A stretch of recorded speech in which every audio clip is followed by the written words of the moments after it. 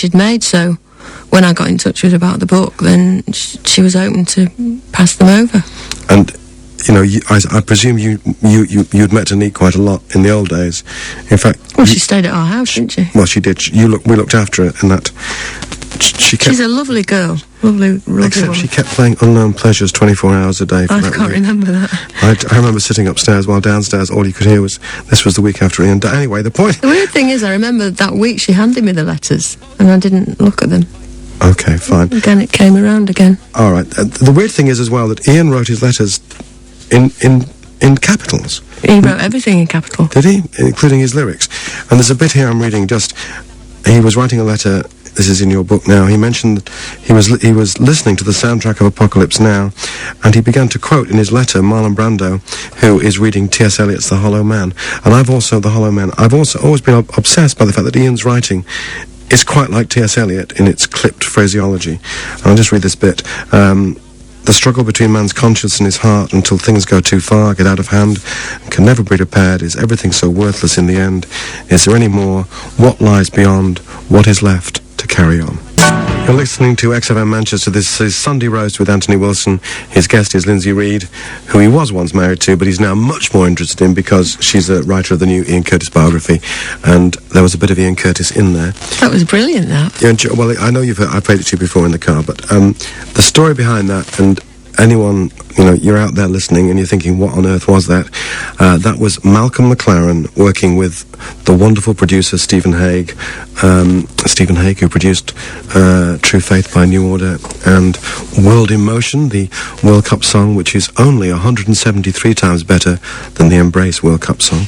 And about 2 years ago, Malcolm rings me up and goes, I'm doing this album of mashups, putting songs together, and I want to put together Love Will Tear Us Apart and Love Will Keep Us Together. Brilliant idea. Brilliant idea. But I need to get permission. Can you sort it for me? So I said, because I'm in awe of Malcolm. Anything you want, sir. Anything you want. So I ring up the farm, Lammerload, and Stephen answers the phone, and I go, Stephen Morris, I say, Stephen, Malcolm wants to do this. Can we, you know, what do the boys think? So he rings me about 10 minutes later, and he says, number one, the answer is yes, and number two, I'm very upset. Barney and Hooky don't know who the Captain and Tennille are. I think it's disgraceful. Anyway, I then had to go very strangely. I had to do what I did once before. I had to get the 24 track of Love Will Tear Us Apart out of a store. The first time I did it, I had to get it out of my back garden, but then had to solo the voice, which was very eerie, and send it off to Paris, and that is the result. The album has not come out yet. Some of you who are Quentin Tarantino fans will know a wonderful mashup duet, which is, we played the other week, which is The Zombies, She's Not There, and a Bessie Smith song, which is at the end of Kill Bill 2. But that hasn't reached the light of day, and there are 12 tracks on the album, and the last thing I heard was that album would be released through Habitat. Now, don't run out and go and try and buy a Habitat chair thinking you're going to get a free album with that on, because it hasn't happened yet. But the last thing I heard from Malcolm was it is coming out. I didn't know Habitat did records. They're just going to. Oh, right. Well, they were going to, but maybe the marketing manager who did the deal with Malcolm was being sacked for talking to Malcolm. I don't know, but anyway, it was wonderful to hear that. And your book, Ian Curtis, Torn Apart, is it selling yet? Well, apparently they've printed 4,000 and they are printing another You've gone into reprint. We've gone into reprint. Why? 4,000 isn't very many, is it? It's a hardback. As I say, it's a big, thick, expensive. But it's cheaper on Amazon. It's cheap. Don't say that. Why not? I'm a Waterstones person. You can't send people to Amazon. That's really dreadfully unfair. Have you got any reviews on Amazon yet? I don't think so. No. We've had a few in the papers. And what have people said about it? There was a good one in Record Collector. Yeah, but they don't know. They're just nerds. Are they? Yeah, they are. It's actually by Jake Kennedy, who's also got a book out. Oh. We shouldn't be giving him a plug, should we? No, we shouldn't. What's his book about? His book's only £3 as well. And what's his book about? It's about the making of Unknown Pleasures. Oh, it's the Unknown Pleasures book. It. Oh, I bought that, yes. Yeah. I was very annoyed with it. Why? Well, because Mick, your writing partner, no, he does just a occasionally, Mick, and this is no offence, but occasionally when you get facts wrong, it doesn't half upset people. It doesn't matter to the normal reader, the people that are written about. So in that book, I think it said that I got all my ideas from your present partner, Tosh Ryan, Rabid Records. I got no ideas at all. I didn't even know what Tosh was doing. And in fact, I got all my ideas from sitting one night on the floor of Neville Richardson's house. I do remember going round to Cotton Lane, though, with you. Oh, we did, didn't we? We did, but that was after it was started. That was to ask whether Vinnie Riley was a nice person. And we were told, why are you employing a musician who sends doctor's notes to say he's not going to make a rehearsal 3 weeks before the rehearsal? Anyway, let's not go there. Let's go on to Ian and your next choice of song. And you've chosen, I don't know whether this is because of the book, but you've chosen a track from the last album that Ian Curtis ever listened to.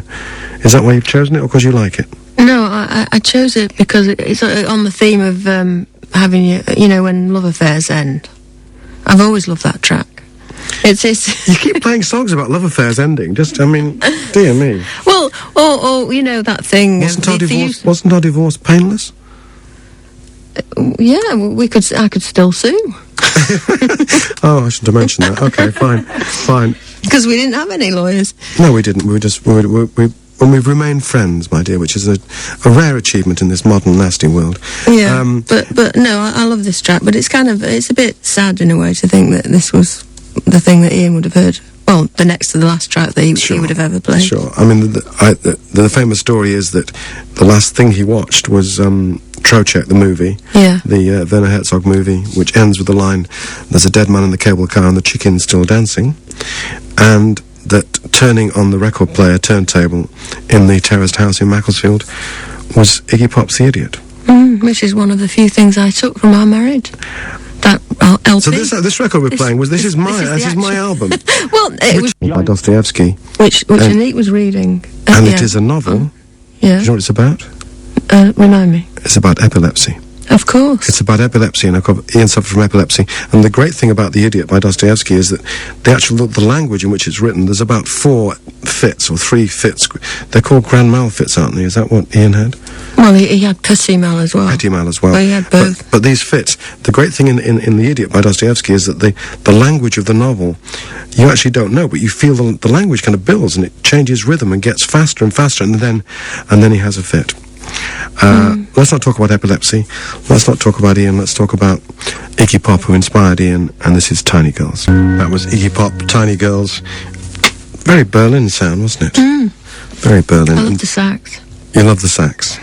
Did you love the sax? I love the words as well. Fine. Okay. Sorry, I completely wasted that little rude joke, but never mind. What was the joke? I said, did you like the sax? Don't go there. Okay, very funny. I was listening to that, but also I was just, again, scanning your book, which is terrible, but that's how I used to do literature. And I didn't realise, I used to have this thing about Ian Curtis's lyrics and T.S. Eliot. He actually says, I started reading poems from T.S. Eliot. I've been reading his books ever since we studied his work at school when I was 16. The Wasteland and others have a special place in my heart. So he was conscious of T.S. Eliot. He's a really intelligent, bright lad. Well, it's that thing people talk about. You thought you'd introduced it to him, didn't you? No, I didn't. No, I didn't think. No. I thought that I did used to talk to him about his wonderful use of language, but I never realised that he actually studied T.S. Eliot. Because you did talk about T.S. Eliot, didn't you? Probably, yes, once or twice. Mostly we talked about Frank Sinatra, but that's another story. All right, I think it's time to move away very slightly, because the whole point about Joy Division is they were a wonderful band, but all bands start somewhere, and new bands are one of the core bits of our life, and it's the core of this programme. In a few minutes, we're going to play the new single from Little Man Tate. It's very annoying. Do you know about this, Lindsay? No. All the best new bands come from Sheffield. Do they? Manchester's dead. Yeah. Oh, okay. So it's just really, so. It's really depressing. Well, Manchester isn't dead, and maybe it's not dead because here's a new band. I'm pretty sure they're from Manchester, and this is the way rock and roll A&R works. Is you listen to people, don't you? You go around and people tell you, and you trust certain people. And a lady called Debbie told me about this last week, and she sent me the CD. I have complete faith in her taste, and she mentioned the comparisons with Tom Verlaine. I don't really like comparisons, but that's a kind of pretty wacky comparison. Tom Verlaine, the New York television guy. So let's try out Marder. It's spelled M-A-R-D-E-R, and this is what our new band of the week sounds like. Oh, XFM Manchester. This is Anthony Wilson's Sunday Roast with his guest Lindsay Reade, the co-author of the new book about Ian Curtis, and everyone in studio. Kate's got 2 thumbs up, my producer. We love Marder, and